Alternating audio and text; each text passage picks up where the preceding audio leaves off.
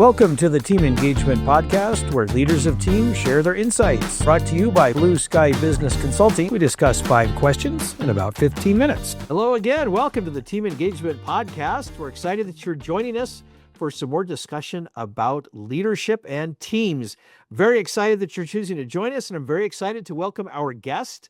This is Ashley Gibson, and she is from Richmond, Virginia, and is a former, I'm probably going to get this all mashed up here, Ashley, but a former psychotherapist, a former, is that right? Is it executive? Former executive, current psychotherapist. There we go. I know we could get into there eventually, but Got there. I better stop right there and you tell us a little bit more about what you do and what you're bringing to the table for us today.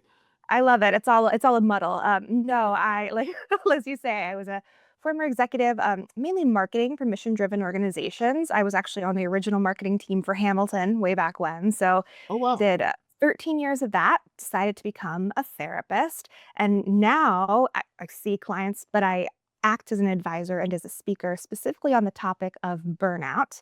But I'm not a wellness speaker. We're not talking about burnout as a failure of individual resilience. I offer a systems level diagnostic. So really bringing an evidence-based clinical framework to organizations and to teams who understand that something here is broken and we all really care what we're doing, but there's this gap between what we intend and what's actually happening.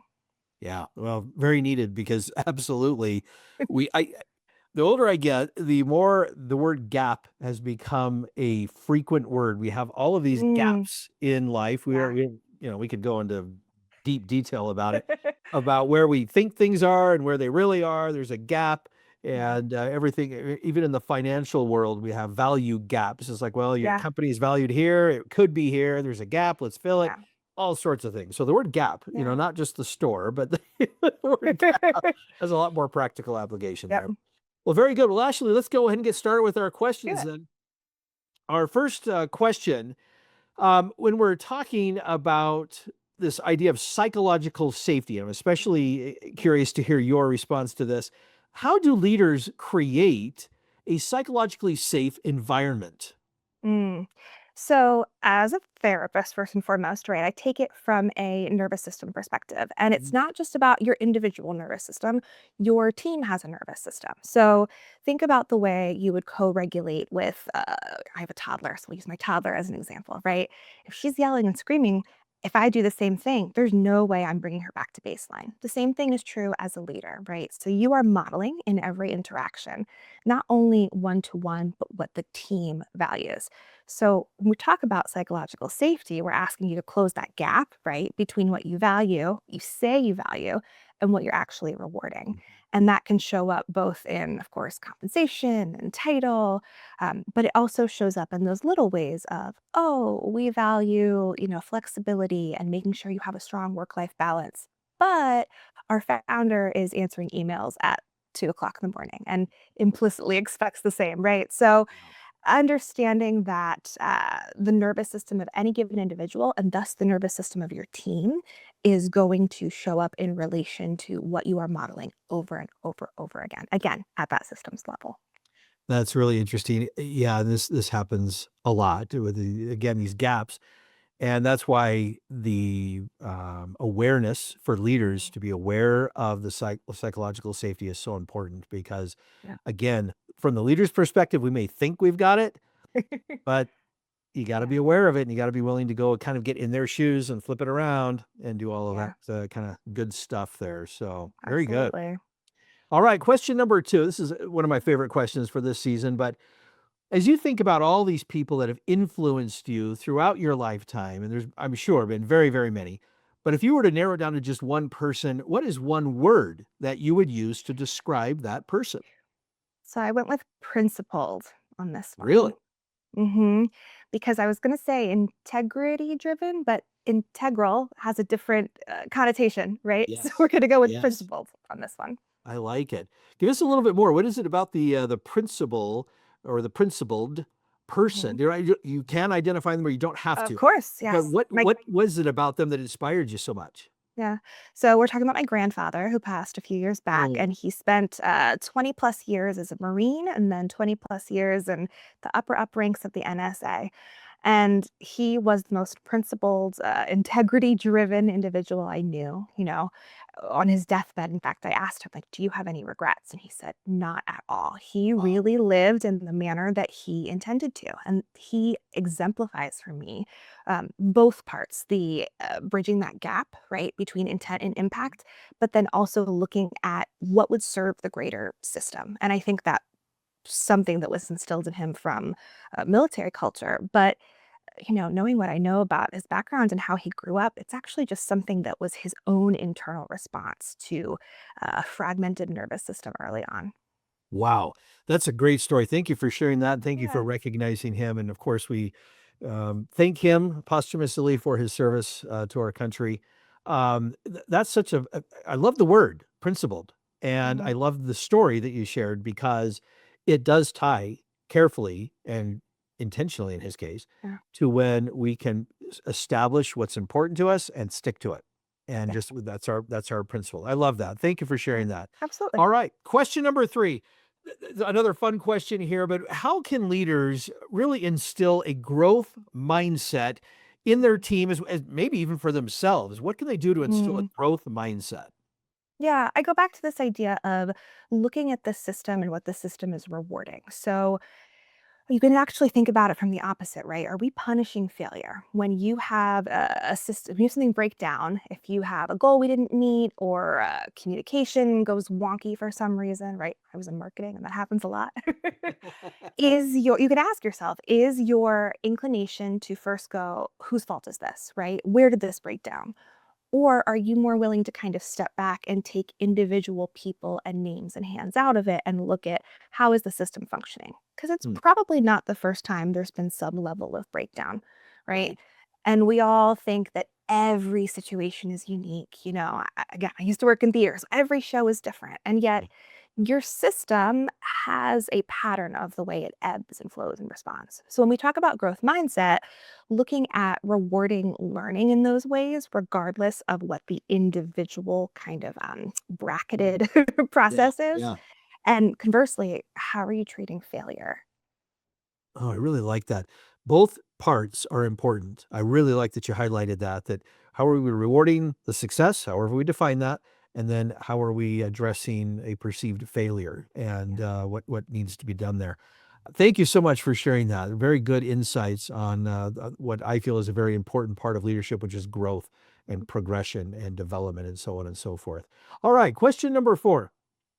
This has become, over the years, a much more important topic for leaders to be considering and thinking about, mainly for themselves. It certainly can apply to team members as well. But in this particular context, I'd really like to hear your insights and ideas on how leaders can maintain emotional wellness, primarily for themselves in this leadership role that can sometimes be very taxing and stressful. Yeah, it's really easy both as a therapist, right? And I think also if you're sitting in HR or in a Mhm. CEO role to assume that this is an individual fix. Like if you are just going to meditate some more or really do take your vacation time, right? Yeah, So right. it's easy to put that onus back on the individual. And I also don't think it's an either or. I'm not saying we only fix this at the systems level. So this is a great question for both of them. We have to manage overall emotional wellness of an organizational system to manage our individual emotional Mhm. wellness. And my work, the framework I use is called the maladaptive organizational copy process. So it's something That's a that I lot of developed. syllables, Ashley. It's My a lot of goodness. symbols. It is built off of a clinical framework, and I reached out to the lovely psychotherapist who developed it many years ago and who is now running with it. But building out the way we are taking this idea that things get perpetuated, the copy process part of it, right, down a system.